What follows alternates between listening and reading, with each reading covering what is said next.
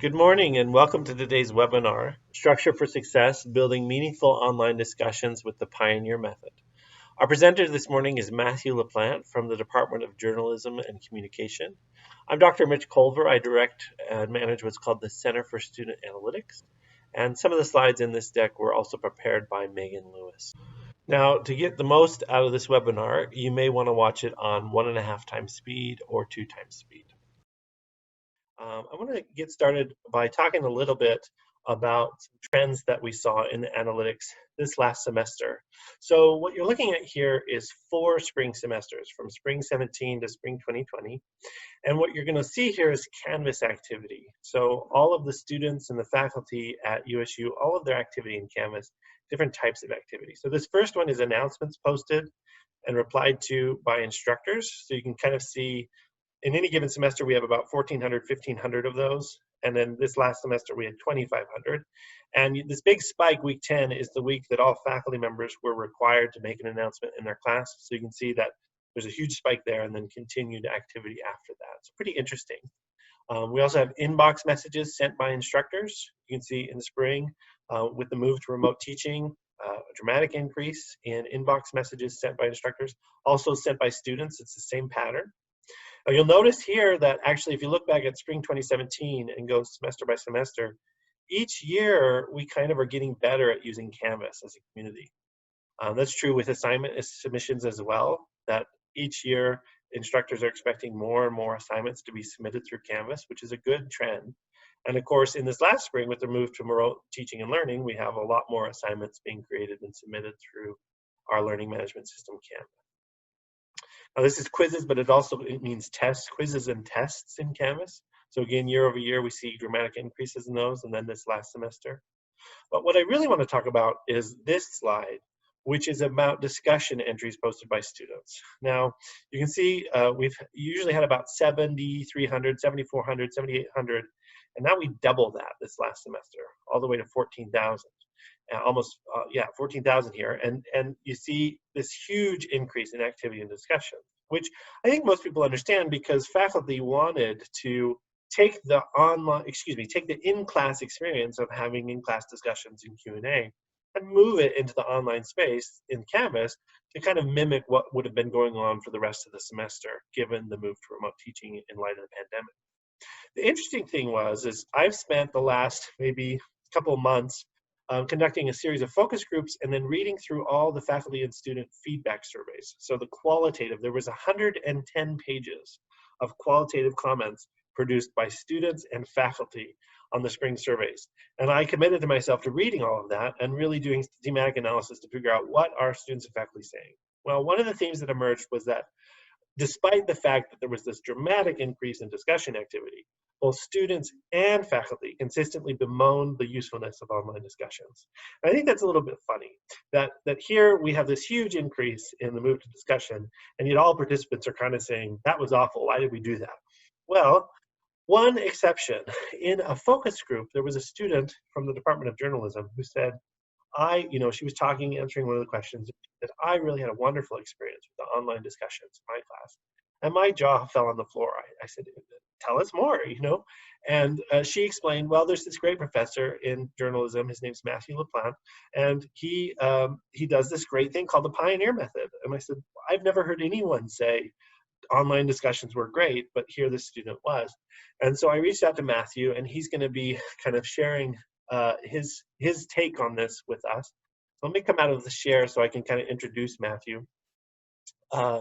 Matthew is son of a newspaperman who was in turn the son of a newspaperman. And after serving a tour of duty in the Persian Gulf as an enlisted military intelligence specialist in the U.S. Navy, he began working as a newspaper reporter in Oregon's Willamette Valley and ultimately returned to the Middle East as a war correspondent for the Salt Lake Tribune. Now, Matthew's an associate professor in the Department of Journalism and Communication here at USU. And his work has appeared on CNN, The Washington Post, Christianity Today, and numerous other publications. Excitingly, in 2019, he authored and published the book Superlative, The Biology of Extremes. And that book's a look at life forms that have evolved in extreme ways and what scientists can learn from them. Matthew's an avid snowboarder, and he lives in Salt Lake City with his wife, Heidi. and his daughter Spike, and it's my honor kind of to introduce him here and get into his slides that he's going to be sharing. So welcome, Matthew, and thanks for being with us today.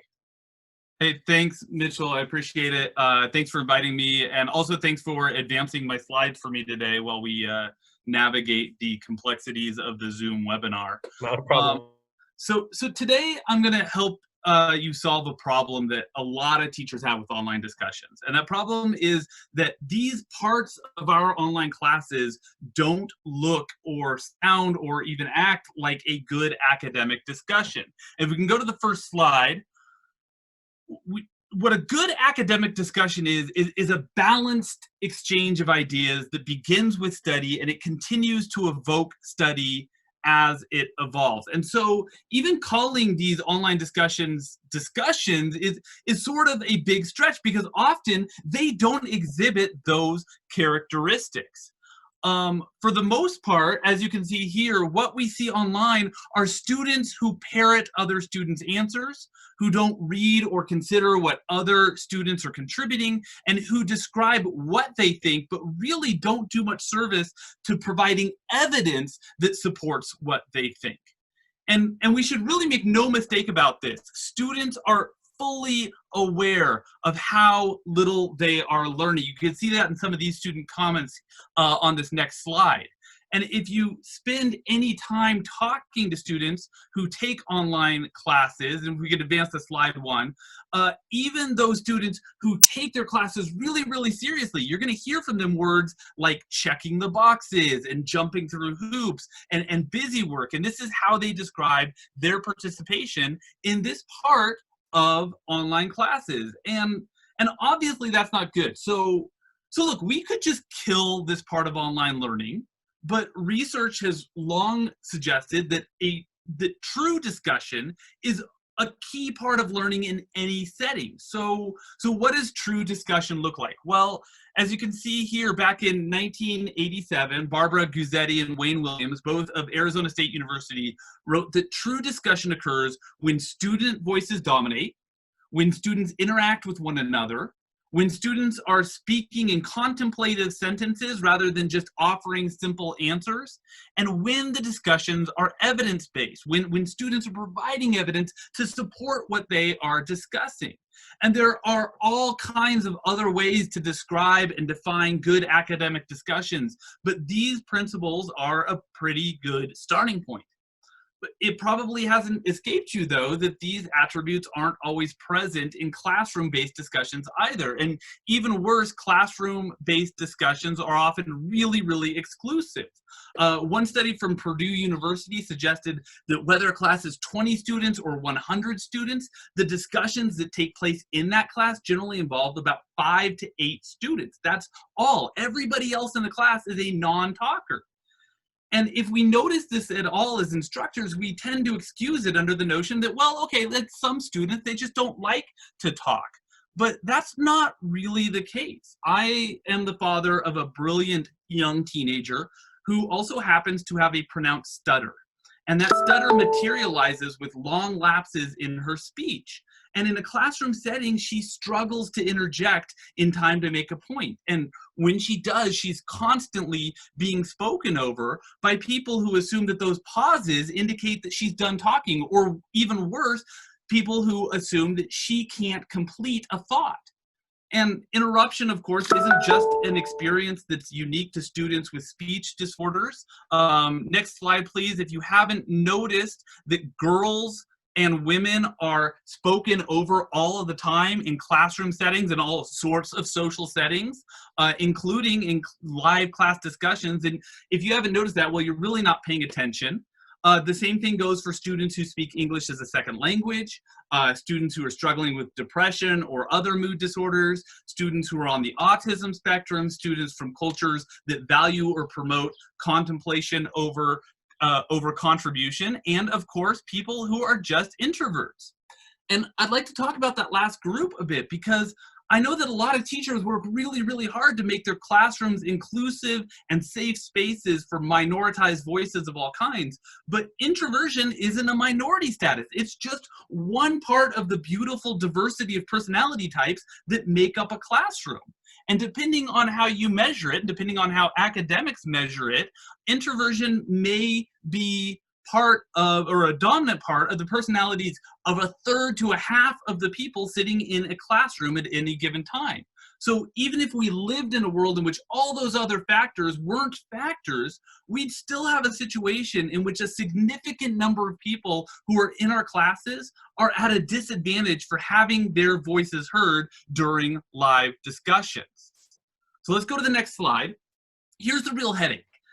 There might not be a lot we can do about these problems in the classroom setting, because in a lot of ways, the attributes that make it hard for many students to participate in live in-person discussions are really baked into the way that we do brick and mortar learning.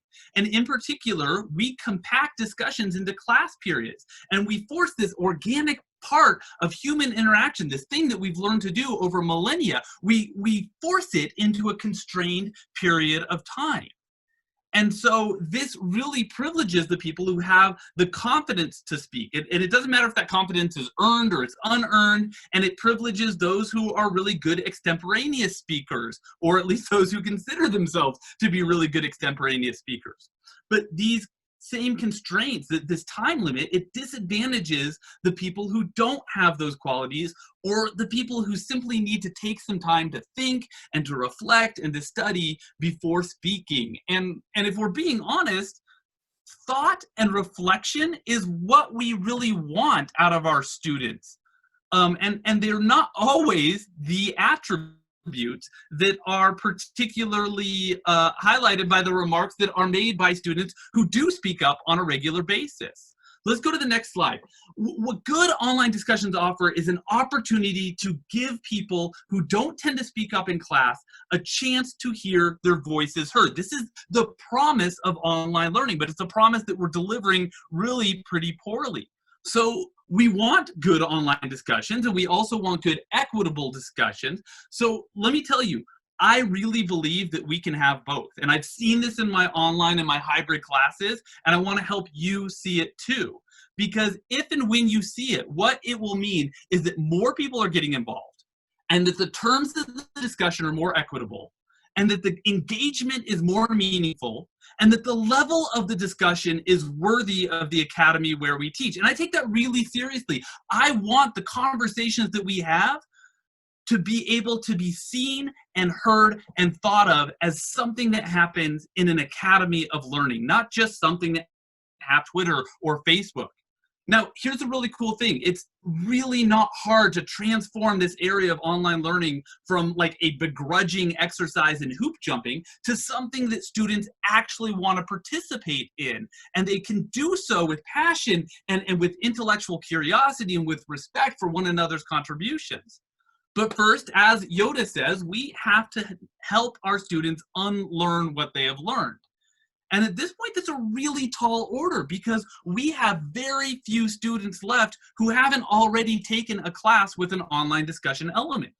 And so they've already grown used to the hoop jumping, and some of them have gotten really quite good at it. So the first thing we're going to talk about today is setting and enforcing expectations that break these bad habits.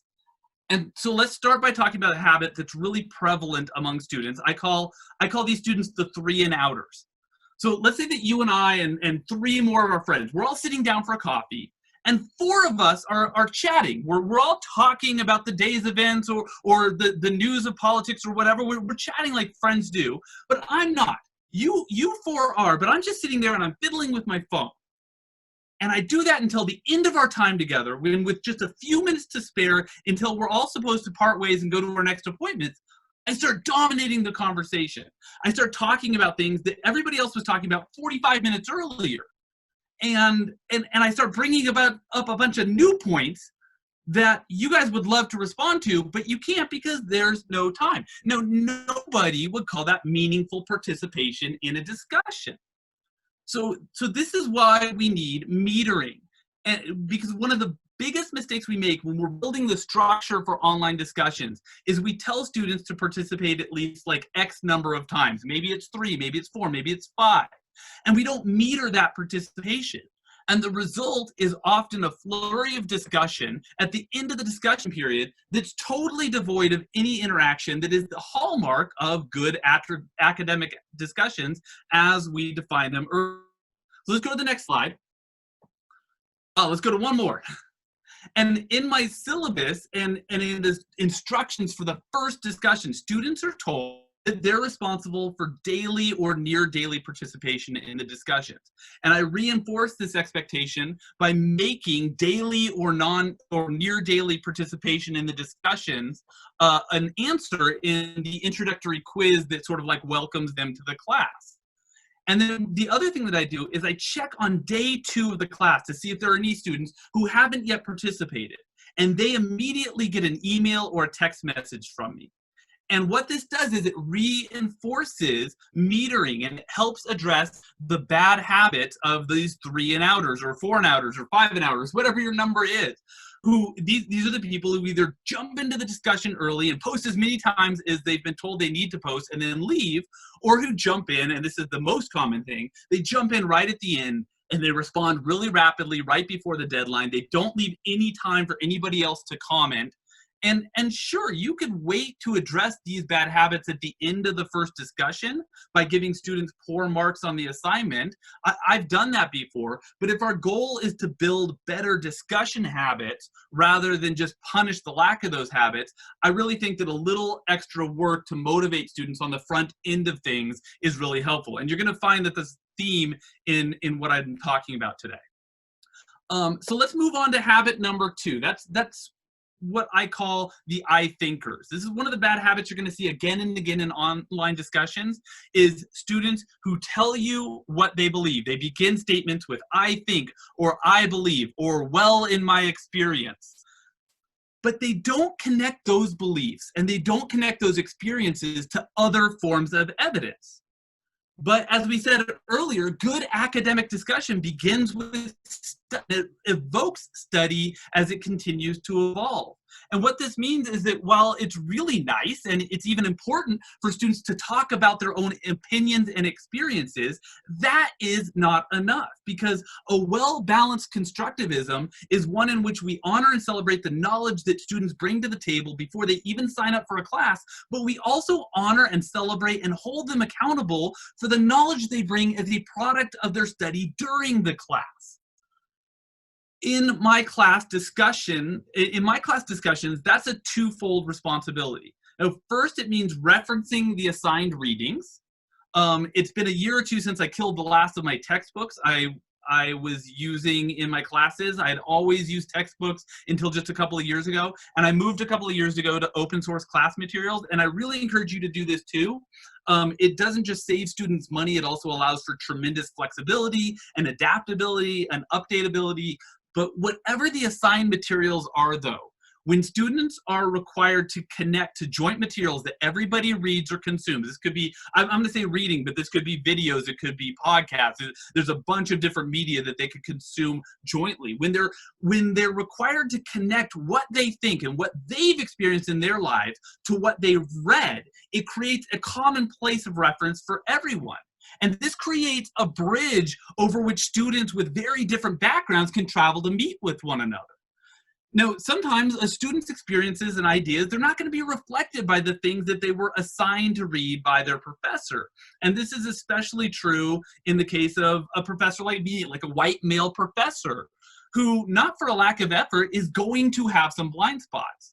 And so that's why the second part of that responsibility for being a meaningful participant in a constructivist discussion, that's where that comes in. This responsibility is to bring other sources of meaningful information to the table.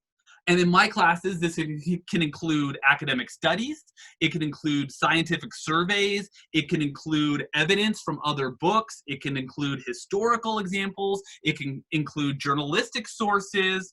And I ask students to hyperlink to these works. And while students aren't required to read everything their fellow students link to, I find they're often, they often do, and they mine these sources for rebuttal and for corroboration. And I also mine these materials to build breadth and depth of my open source library. And each semester, I reach back into the prior semesters and I pull out materials that were first introduced to me by my students. And I change the assigned readings, the joint readings, based on some of the materials that I was introduced to the semester before that. But none of this is possible if students are only telling each other what they think. So just as was the case with the 3 and outers, I worked really hard to head off this bad habit before the first discussion is even moved out of its first few days. And sometimes I do that privately, like with a text message like I did earlier. But in this case, I also try, and I've made a commitment this semester to doing a really good job of this, addressing this issue in the discussion itself, because you don't have to call someone out on not doing this in order to highlight the importance of doing it. And in fact, what you can do is you can celebrate, as I've done down here, you can celebrate the start of the idea while also reminding that student and all the other students who read that post that we expect more depth in the form of other sources of evidence. And you can make a general call for that evidence. Let's move on to habit number 3. This is a simple disregard for the structure of the discussion. And this is really, really common because even if students have participated in course-oriented online discussions before, the vast majority of experience they have with online discussion protocol is on social media, where it can be said there is really little protocol. And this is the characteristic that Mike Godwin was commenting on back in 1990, way back in 1990, when he created Godwin's Law, which says that regardless of the topic or scope, as an online discussion grows longer, the probability of someone being compared to Nazis or Hitler approaches 1. That's because there's no protocol for these discussions. But even if students aren't calling each other Nazis in a course-oriented online discussion, although that does happen sometimes, the fact is that most students are only used to rules around civility, but they're not really used to rules around structure. And if they are used to rules around structure, it's kind of like those sorts of rules that allow them to do the 3 and out bad habit. So because of this, a lot of students come into the first discussions in my classes, and even if they've been introduced to the rules, and even if they have certified by taking a little introductory class that they understand the rules, they immediately disregard the rules for the structure that I've outlined. And it's because if it's not enforced, they just forget it exists. In a lot of ways, it's sort of like raising a child, right? If you tell them what the rules are, but you don't enforce the rules, there really are no rules. So here I'm kind of putting the cart before the horse because I haven't talked about structure yet, but I will. It suffices for now to say that I believe that universally adopted discussion structure is really essential for building meaningful discussions in an online setting. When students fail to follow that structure, I address it in 2 ways. First, as was the case of the 3 and outers, I keep a really vigilant watch over the discussion the first few days, and I shoot a note to students who aren't complying with the structure. But the other thing I do, as you can see here in this post called Model Discussion Participation, and this is a tactic I borrowed from my wife, who's an elementary school teacher. I publicly identify model participation, what my wife would call model behavior, but we'll call it model participation. And I call it out in an announcement to the entire class as soon as the first discussion is ended. And this works on 3rd graders and undergraduates alike because it exploits the principle of persuasion theory known as social proof. It's one thing to have a teacher tell you, this is how you do it. But it's another thing to see that that thing can actually be done successfully by a peer. So I say, hey, check out Sydney's posts. They're amazing. The students who care about their grades, and most of them really actually do, they go back and they look at what Sydney did, and then they reflect that in their future participation. So our final habit we're going to talk about after the 3 and outers and the I thinkers and the rule breakers is common among students who I call the I forgetters. We have thousands of years of experience with teachers physically holding court before students at a set time each day. From every culture in the world, we have this. Thousands and thousands of years of experience of the sage on the stage. We've got about 2 decades of experience trying to achieve the same goals in an asynchronous online setting. And so it stands to reason that both teachers and students are still kind of figuring this out. And so I don't get angry when a student says they simply forgot to participate in online discussions. Almost all of our students learn to learn in a classroom setting. They need time to learn in an online setting too. And that's why the first few weeks of an online discussion are a crucial time for instructors. And I'm going to demonstrate later that these discussions can very, very effectively run themselves once everybody in the class has bought in.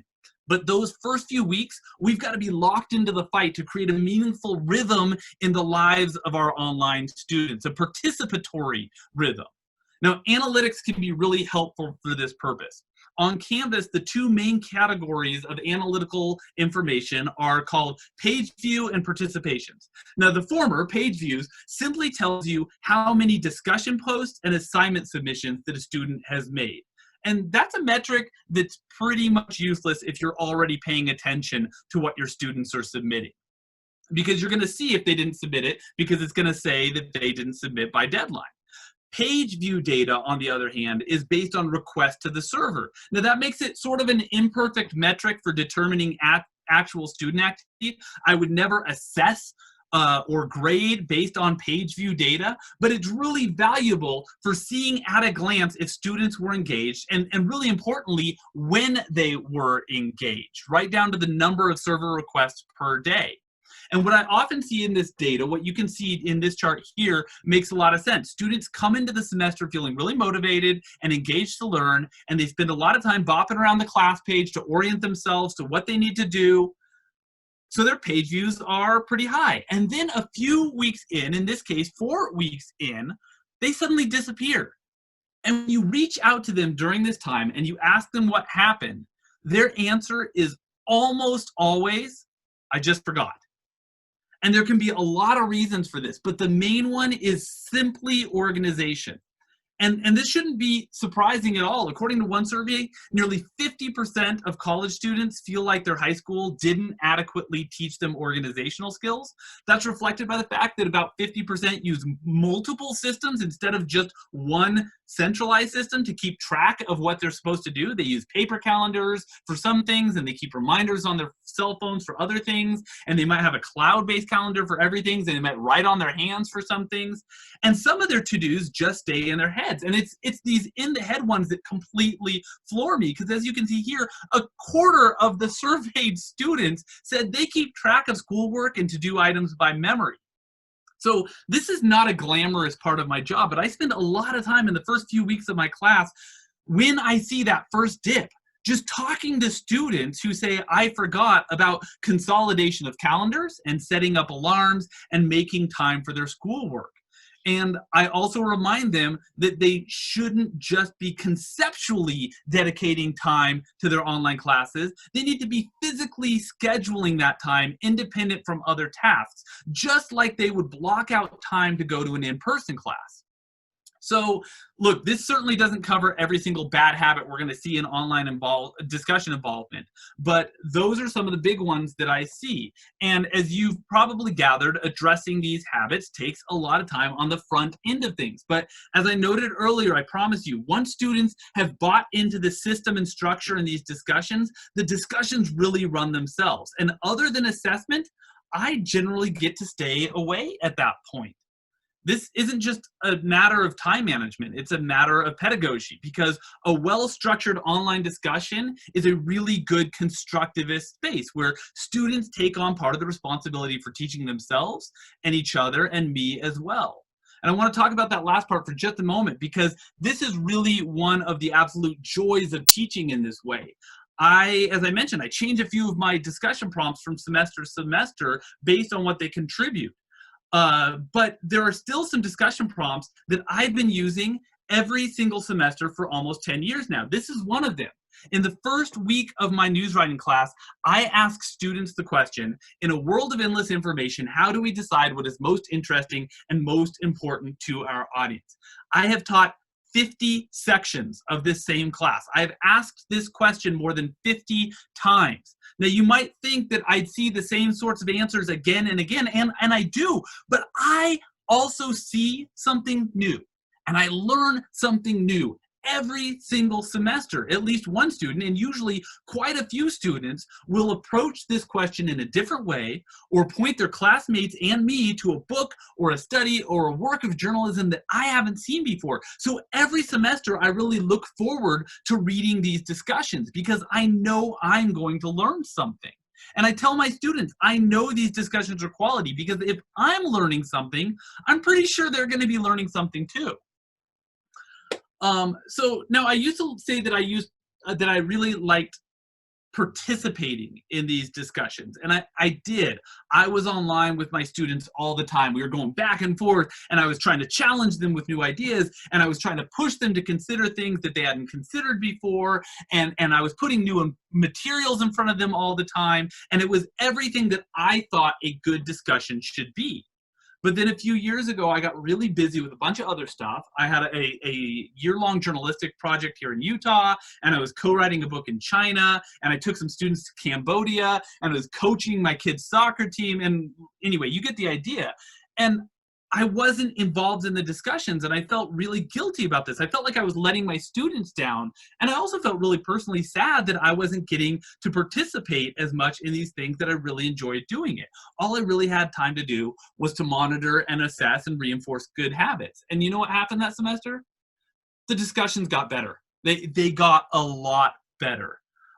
It was actually really sort of demoralizing at first because what it turns out is that when a teacher is involved in a discussion, the discussion often gets centered on that teacher. Students focus more on the questions I ask. They respond to the questions and comments that I make. They read the materials that I offer. I was sucking air from the room. That's not good constructivism. It's really not. So these days, what do? On the next slide, I monitor, I assess, I reinforce, and in the first week, I do sometimes engage in the discussion to model the structure if I don't see a great example within the student group of a student who's already doing it. And then I get out of the way because, as we noted earlier, true discussion occurs when student voices dominate the discussion.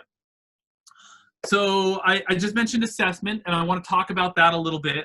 I'm not going to tell you not to use the rubric. I'm not going to say, what I am going to say is that I have used rubrics, but I no longer use rubrics to grade discussions. And I'm exceptionally disinclined to ever use a rubric again to score discussions. I set rules and expectations, but I don't create tidy boxes that students can check off to meet those rules and expectations. Because at least in my view, the moment you create boxes is the moment students start checking off those boxes. So if I tell students that a minimum of 3 posts is required and that 4 is recommended and at least 5 are required for an A grade, what do I get? Well, depending on what kind of student I get 3 to 5 posts. And I get 3 to 5 posts regardless of whether the student had anything meaningful, let alone profound, to say. What's worse, I rarely get 6 posts, even if the student did have more to say. Even if they are a go-getter student, once they hit that 5, if I tell them you need 5 in order to be eligible for an A, that's where they stop. Now, if I tell them that they absolutely have to participate every 24 hours, what do I get? Same thing. I get posts spaced exactly 23.9 hours apart from one another. And these contributions come at a steady pace, but they come regardless of whether the student was inspired at that moment, whether they were studied at that moment, whether they were awake at that moment. And usually they're not.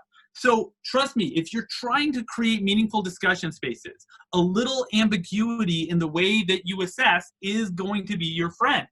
And I know a lot of people are afraid of this, but I try to teach in ways that are student-centric.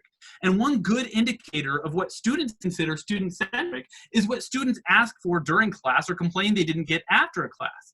And I noted before, I've taught 50 iterations of this class. So I've got some pretty good data. And in that time, students have asked for a lot of things during class and they've complained about a lot of things after class. But you know what I've never, ever been asked for? I've never been asked for a rubric. No student has ever said, hey, gee, professor, can't we have a rubric? And no student has ever complained in a course evaluation that the assessment would have been more fair if only they'd been provided more specific guidelines for participation. So again, I'm not going to make the case that rubrics are bad. That's a big, heavy discussion for another time. But I am going to tell you that if you're looking for true discussion, for meaningful discussion, rubrics are at very least not necessary.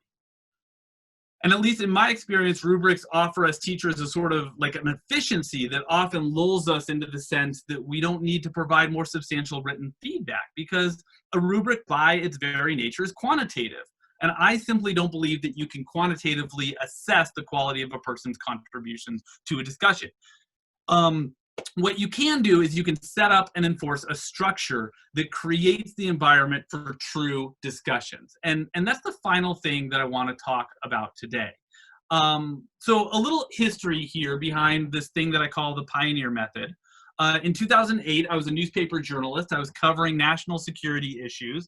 And to give you a little perspective on how little journalists are paid, when I found out how much money that part-time adjunct instructors made at the local state university, it actually sounded to me like a windfall. But I knew a lot about journalism, but I didn't know anything about teaching. So I started studying for a master's degree in online teaching and learning at an online program through California State University East Bay, which is the same university where my mother had earned her teaching degree, and also a university that is consistently ranked as one of the most diverse colleges in the nation. And I mention this because the cohort I joined for my master's program included teachers from all around the nation with an incredible diversity of backgrounds. These were brilliant people who were already expert teachers with bachelor's degrees in teaching and a lot of specialized training and years and years and years of experience working with some of the toughest schools in the nation. And I learned a lot from them. But what I also learned was that online discussions that we were engaged in this program that was intended to teach good practices for online teaching and learning, these discussions were really hard for me to follow. And whenever I would jump into the discussion, I'd naturally just go to the end of the thread and I'd see what people were talking about there most recently. And then I'd try to jump into the conversation at that point, because that's sort of how discussions work. They work sequentially. But there were two really big problems with this. Now, one is that I didn't always have something to contribute that was actually meaningful at that point in the sequential discussion. And then the second problem was, because I was a full-time journalist and I was a work-from-home father, I wasn't able to be on our learning management system all the time. I wasn't able to devote, 10 minutes to it every hour throughout the course of the day. So a lot of the discussion that perhaps I could have been a more meaningful participant in had already passed me by the time that I jumped on. This was a problem with the asynchronicity. At least it was a problem for me. What I noticed is that a lot of other students really didn't seem to care about how much time had passed since that part of the discussion that they wanted to be involved in had already passed. 2 and sometimes 3 and 4 days later, they jump right into that part of the discussion without any context, which was great for them that they felt empowered to do that, but it was often really hard to tell what the heck they were talking about without some point of reference. Another problem was that since I was surrounded by a lot of people who knew a heck of a lot more about teaching and learning than I did, I often felt that their comments were really hard for me to build on or rebut. There was no open-endedness to the discussion. Somebody would post something with the authority of someone who had been teaching for decades. And like, what was I going to say to a teacher who had been teaching for that long? There was nothing I could contribute at that point. So the final problem was one that was once a teacher's initial question had been sufficiently answered and debated, right? The teacher would put up the prompt, and then for a few days, we would all try to answer it. And then the discussion went really flat. And at that point, people were just echoing one another, or they were repeating themselves, sometimes word for word, just so that they could hit the requisite minimum number of acceptable posts that was required for a grade. So these are the issues that I was trying to resolve when I came up with the pioneer method. And when we turn problems around, what we have is goals. So here was my goals for creating a better system. First, I wanted, on a holistic level, to make the discussion easier to follow. And second, to solve the conflict between the asynchronous environment and the sequential way that we have been communicating since the dawn of human time, I wanted to create a structure that allows students to jump back to any discussion point. But third, as anyone who's ever read or watched time machine fiction knows, the ability to know exactly where you are in time, when you arrive there, is a huge bonus when you're jumping back in time. So if students were going to be able to jump back to earlier discussion topics, I wanted to make sure it was easier for their peers to immediately understand the context of other students' posts, so that they wouldn't have to do a lot of searching or guessing once they got there. Next, since one of the challenges with constructivism is that no two students come into a class with the same experiences and knowledge, and this can create an opportunity gap for participation, I wanted to ensure that in this environment there were plenty of open-ended on-ramps for every student to contribute. And finally, I wanted to make sure that the discussion didn't burn out once the initial prompt was addressed and answered. And I'm a Star Wars fan, so I hope you'll forgive me for introducing this with a Star Wars example, but this is how I demonstrate it to my students, and I'll know that I'm officially old when it no longer seems to work for them. First, the instructor begins with a prompt. You probably do this already. It's based on the assigned reading. My prompts include an observation and a question, and every student needs to respond to some part of that prompt, either one of the assertions made in the observation or directly to the question before they can see the responses from others. From that point on, students begin each post by first quoting the relevant section of whatever post they are responding to. Next slide, please. And when they do, they put that quoted section in italics. And this gives us an anchor so that we know immediately what a post is responding to without having to look back or track back, and allows us to jump in at any time. Next, students are asked to respond meaningfully, exercising their best powers of brevity and packing any assertions they make with evidence from credible sources, hyperlinked whenever possible for easy reference. And finally, students are asked to offer a question to help spark further discussion. And this ensures that every post ends with an invitation for anyone to contribute, rather than a statement of fact or opinion that some students might struggle to respond to. So just to summarize here, each post includes a quote from an earlier post, a meaningful response that includes evidence from a credible source, and a question that invites further discussion. At that point, other students can respond to any assertion made within a post or any of the questions at the end of the post. So a full response might look like this. Let's see, I think it's the next, there we go. And this is how the system works. And it's not a hard structure for students to learn and master, but as I noted before, it does require a shift in habits and some instructional tending up front. But what results from this is well worth it. At least in my mind, it's well worth it, because it encourages and reinforces all the qualities that a true academic discussion should have. Student voices dominate. Students interact with one another. Students engage in discourse that is open-ended rather than answer-centric. And students provide evidence in support of ideas. So why do I call this the pioneer method? Well, really uncreatively, I named it after the math god at Cal State East Bay, where it was developed. But over the years, I've hoped that it would be pioneering in the sense that others would follow and build upon it. If you'd like to do that, I'm here to help. And if you do indeed adopt all or part of this method, I'd love to hear about your experiences. You can contact me at matthew.laplante@usu.edu. And thank you so much for your time. Matthew, I really want to thank you for an excellent summary of your approach to online discussions. And hearing all this for the first time, I really understand why that particular student said, oh, I love those online discussions, which is, of course, something that you don't typically hear. I have 3 questions that I want to follow up with as we close out the webinar. The first one, which I think is a really excellent point to make, is you put up a slide that demonstrated that you've been texting with your students. Now, I am new to this form of communication with students. I haven't ever done that before. And I've also heard that faculty are using an app that I love called Marco Polo to do question and answer sessions with their students, which I really am looking forward to using. Walk us through, I think there's a lot of faculty who would respond to that by thinking, texting your students, really? This is allowed? But it's 2020, so Matthew, tell us about texting your students. How do you handle and keep that in an academically professional kind of space so that that's comfortable for both you and the students? I think that 10, 15 years ago, if you'd taken a survey, and in fact, surveys were made about like how often people want to hear from their professors and what means they want to hear from their professors, texting would have been verboten at that point. A lot of students would have been uncomfortable with that. I have found, especially over the last half decade, that's flipped a bunch. Students really hate it when you email them because they don't check their email. Their email inboxes look like my email inbox. They're overrun with spam and everything else, and they can't keep track. So students really, at least in my experience, students really appreciate text messages.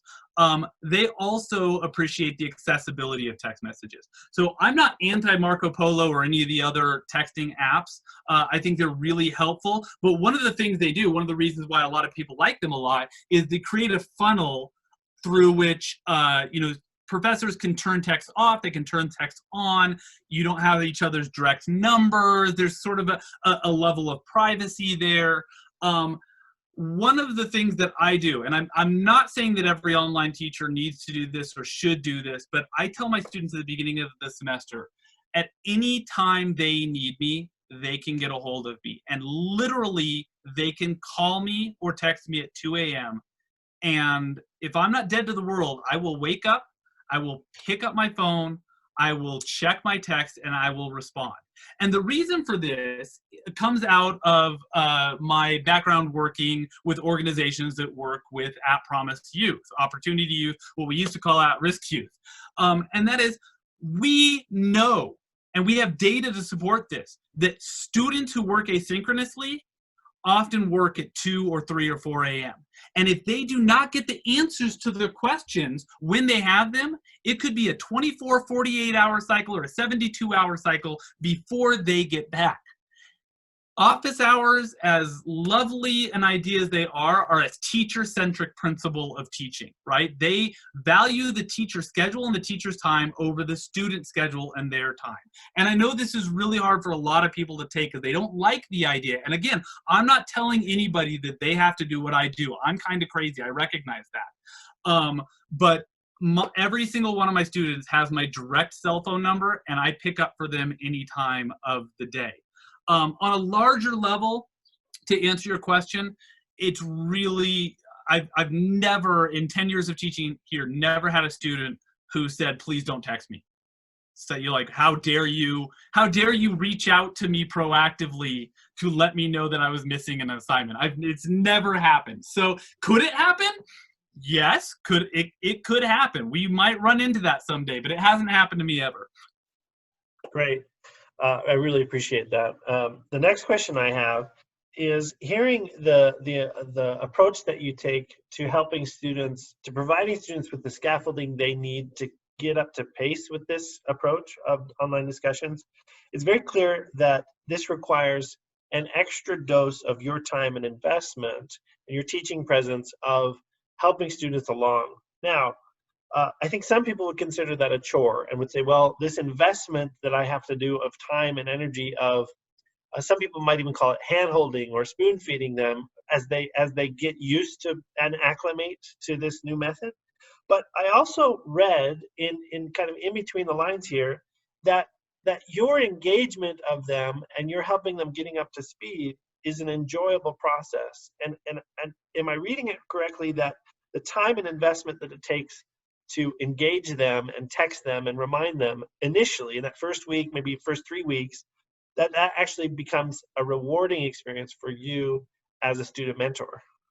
It absolutely does, because one of the things that a lot of people have noticed about online learning is that it feels very impersonal. But I'm not an impersonal person. I love my students. I love teaching in live classrooms. I think I'm good teaching in live classrooms, but I don't find a brick and mortar classroom to be as easily accessible for a lot of students. Especially here at Utah State University, we have a lot of students who are parents. When they lose childcare, all of a sudden they're sort of stuck with a decision, right? We claim to be a statewide university, and yet all of our teaching is centralized on our campuses, and really, really centralized on Logan's campus. And so, like, and sometimes we say, like, well, we're a statewide university and we have these options, but you still have to go to a broadcast center to get a class. And the thing is, all of these steps that we put between ourselves can help this problem, but they also can, if we don't acclimate to them, they can create the situation where learning feels very impersonal. And at the point that Utah State or any university's learning becomes impersonal, and private universities across the country are learning this right now, students stop investing. They don't just stop investing in their money, right, and their family's money, and the state taxpayers' money. They stop investing in their time and their interest and their passion, which is the things that I really care about, right? What I have found is that when I show them that I actually care about them just like I would if they were sitting in my class, that I greet them, that I get to know them, that I learn a little bit about them, the payoff throughout the semester is tremendous. I started this semester. I used to try to keep this all in my head, who was who and what was what. It's a tough thing in an online setting. I started this semester, every conversation that I have with a student, I keep a little note file on. So I've got a little portfolio. It's a little Big Brother-ish, I realize, but I ask them questions and I get to know their family members' names and I know where they're from. And then I can refer back to that. And my goodness, like, students appreciate that effort so much. They really do. And so I get comment after comment this last year, this isn't like an online class that I've taken before. Like, I actually got to know you this year. How can that be? I don't understand. And the reason why is because, particularly in those first few weeks, I invest a lot of time into responding to them, into helping them get up to speed on expectations and course materials. I spend a lot of time on the phone with them. It all pays off in the end. And it pays off in the end, not just in their passion and their interest, which stimulates the constructivism in their discussions, but also it pays off in the end because if they get a strong start, I don't have to keep running with them for the rest of the semester. I run really hard with them for 4 weeks, and then at least with the discussions are concerned, I really go hands off at that point. I watch it, I assess it, I respond, but they do it themselves. And so the balance of workload is probably, probably 1-to-1 when you stretch it out over the course of the semester. It is a lot of 80-hour weeks longer in the first few weeks, but then, later on you save a lot of time. That's excellent. So now for a few technical questions. So the first, you mentioned, and I think some faculty might not know about this feature, that students must post before they're able to see others' responses. Now, this is a feature that I'm aware of in a Canvas discussion setup, but could you walk instructors through how to set that up so that they could benefit from that? So on Canvas, when you're setting up your discussion, about a third of the way down the page, there's a little box, and it says literally, students must post before seeing other students' posts. Super important way to get them engaged in a way that is unique to them. Because what I've seen when I don't use this, and what I saw during my education, is that students would go online, and before they would make their first post, they would see what other people have posted. And then immediately, instead of the discussions flowering out like this, it's like this instead. It's really narrow, because whoever got in first, they just set the agenda.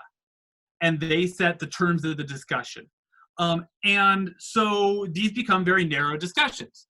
Now, there's probably reasons why you like this if you're really trying to get to a focused, narrow issue. But I at first want to see the diversity of responses. I want to see students handle them different ways. And I also, for assessment purposes, want to see what they can do to respond to a question when they don't know how other people are responding to a question.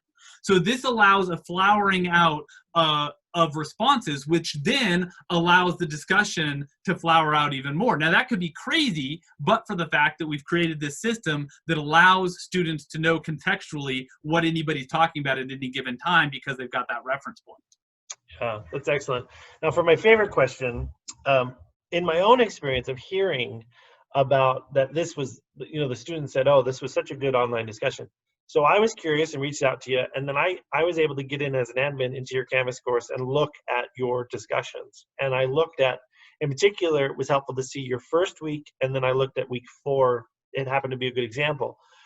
Seeing those two threads really helped me to build a really clear picture in my mind of what this creature is that you're describing, this pioneer method.